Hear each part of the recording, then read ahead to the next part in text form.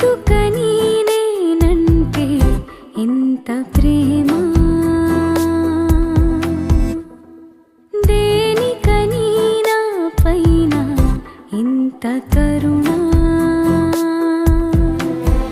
జడివానలోయలో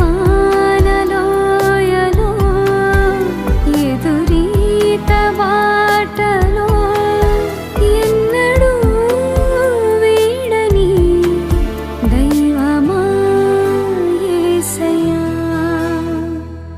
ఎందుకని నేనంటే ఇంత ప్రేమ,